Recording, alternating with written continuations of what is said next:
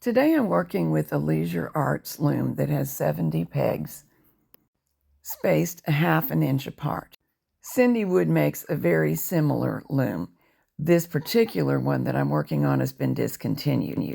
I get 4 stitches, 6.8 rows per inch using number 4 yarn on this loom.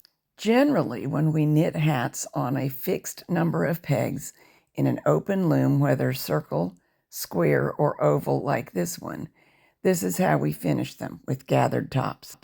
When a loom has adjustable pegs, like an X loom, or this one from Knitting Board, you can make certain varieties of shaped crown. But today I'm going to show you how to make a shaped crown using a non-adjustable loom. We'll be working with the oval loom that I just showed you, number 4 yarn, and make this child-sized hat. It's 16 inches in circumference, 7 inches from bottom of hem to top of crown. The crown has no gathers at all. It is completely smooth. We start out by casting on all of the pegs. I chose to use the chain stitched cast on with a crochet hook. That is open to personal interpretation. You may use the cast on that you prefer. Next, knit the ribbing. I recommend 12 rows of it. A lot of times I like to do knit 2, purl 2 ribbing. That wasn't an available choice here because the 70 pegs don't divide evenly by 4, which they would need to do to get even ribbing. You certainly could use knit 1, purl 1 ribbing, but I decided to try knit 3, purl 2 ribbing, and it came out quite nice. If you decide to do the same, it will come out evenly because 70 is divisible by 5, but you should be aware that knit 3, purl 2 ribbing does not pull in as sharply as the other hat versions were likely to choose. I knit with a version of the U-stitch that's automatic, going up and over the peg, but slowly and with an exaggerated motion, makes the yarn automatically wrap around the peg. I don't stop and manually wrap each peg. It doesn't truly matter what version of knit stitch you use if you're getting the same gauge or very close. Obviously, you do need to do that or the hat won't fit as expected. At the end of the movie, I'll explain how to design your own hat for any gauge that you're getting. At this gauge, we now need to knit 20 plain rounds, working all the way around the loom 20 times before beginning the decreases. From this point on, we will work 1/4 of the pegs at once. 70 doesn't divide by 4 evenly, so to get to a point where we can do that and have 4 equal groups of 17 pegs each, we remove 2 stitches from work on opposite sides of the loom by placing each one of them on the nearest peg. Next time we work past the peg that's holding 2 stitches, knit them both over at once. From this point on, the hat is worked in sections. Knit the 17 stitches that are part of section 1, then move the second to last stitch that you knitted over 1 peg, and the last stitch that you knitted over 1 peg.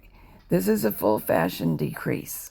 Now change directions and knit the 16 stitches that remain on section 1 over 1 peg and the end stitch over 1 peg. Moving the other direction, knit the remaining 15 stitches. If you find the decreases difficult to work, it's permissible to enlarge the stitch that you need to move, as well as the very end stitch, do the moving, and then tighten them back up. Knit back going the other direction. Now we're down to 14 stitches. Continue going back and forth in this manner, always performing a full fashion decrease. If you found it helpful to enlarge the stitches, that's fine, but don't leave them enlarged. Snug them up before knitting back in the other direction. Continue going back and forth. At the end of every row, before beginning the following row, work your full fashion decrease, snug up the stitches if need be, then go back the other direction. When there are only 3 stitches left, do decrease down to 2, but it's pointless to try a full fashion decrease because it would have no effect with only 2 pegs remaining. Just move one edge stitch in, knit the remaining 2 pegs,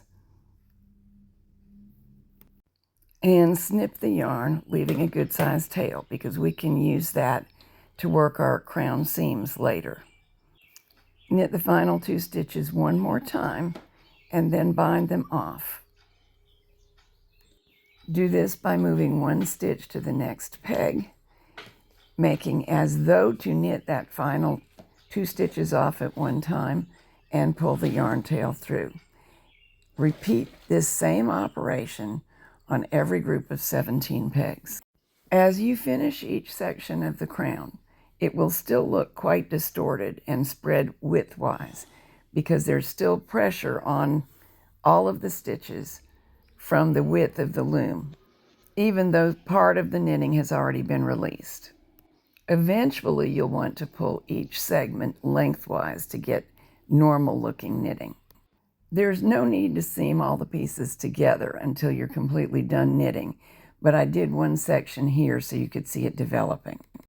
With all 4 crown sections complete and the fabric off the loom, pull lengthwise, including the ribbing, to set the stitches and make the hat assume its proper shape.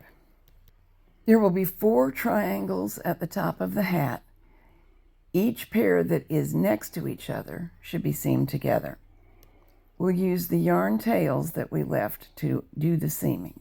I like to seam working from the inside of the hat, working from the narrow tops of the triangles down, and whip stitching each pair of stitches together. While I finish stitching, let's talk a minute about how to figure out the sections and the rows if you get a different gauge or you have a different number of pegs than I have to work with.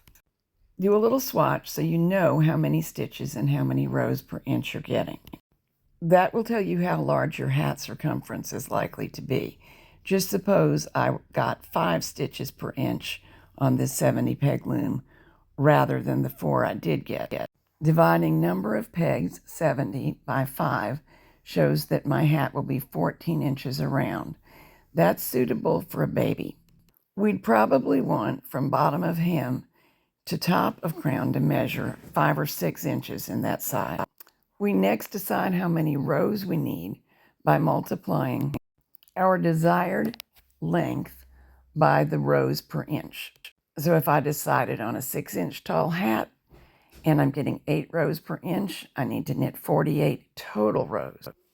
We'll always knit some ribbing rows, so decide how many you want. 12 is a good number, but you can certainly vary that. Subtract them from the total necessary rows. Our subtraction shows us that we need to knit 36 rows, including both the plain rows and the crown above the ribbing. Now we want to know how many rows it's going to take to shape the crown. The number of rows to shape the crown using this method is equal to the number of stitches in the crown minus 1. In this case, that comes to 16.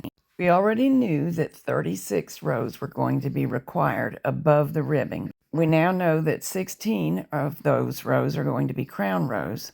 So that's the last piece of information that we need. 36 rows above the ribbing minus 16 used to shape the crown leaves 20 straight rounds to be knitted between the dotted lines. For quick reference, here's a summary of the pattern that I just demonstrated. This makes a child-sized hat.